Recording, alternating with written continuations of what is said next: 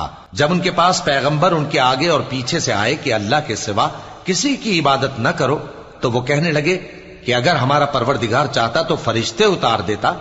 سو جو تم دے کر بھیجے گئے ہو ہم اس کو نہیں مانتے۔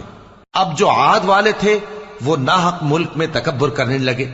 اور کہنے لگے کہ ہم سے بڑھ کر قوت میں کون ہے؟ کیا انہوں نے نہیں دیکھا کہ اللہ جس نے ان کو پیدا کیا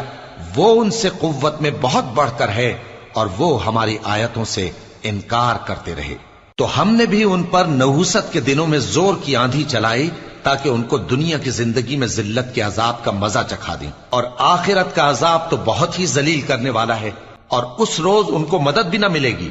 اور جو سمود والے تھے ان کو ہم نے سیدھا رستہ دکھا دیا تھا، مگر انہوں نے ہدایت کے مقابلے میں اندھا رہنا پسند کیا، تو ان کے اعمال کی سزا میں ذلت کے عذاب کی کڑک نے ان کو آ پکڑا۔ اور جو ایمان لائے اور پرہیزگار